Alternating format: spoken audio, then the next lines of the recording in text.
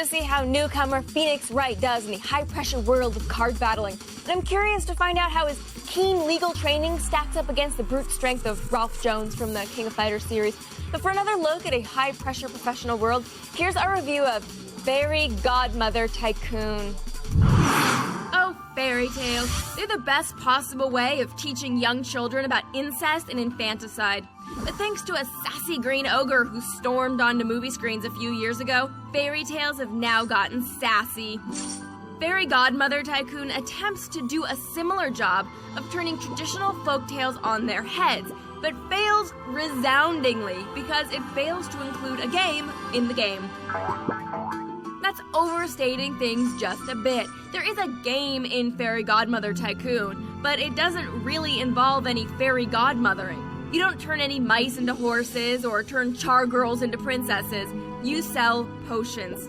Yeah, it's lemonade stand. You buy ingredients, set a price, and hire staff depending on the curse forecast.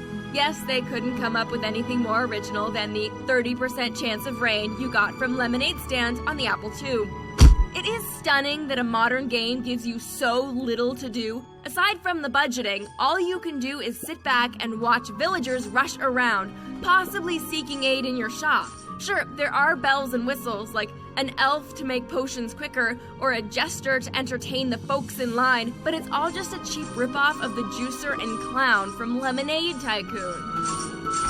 And there are cutscenes. If you consider this a cutscene, they place a hilarious spin on all our favorite characters. Haha, dragons that are hippies. It's crazy. Seriously, is one of these potions an elixir of sweet release of death? And periodically, your favorite fairy tale characters will come up to you with highly improbable scenarios for you to adjudicate. Why, that wolf blew down the little pig's house because the pig owed the wolf a mortgage payment? Comedy platinum. This game is horrible.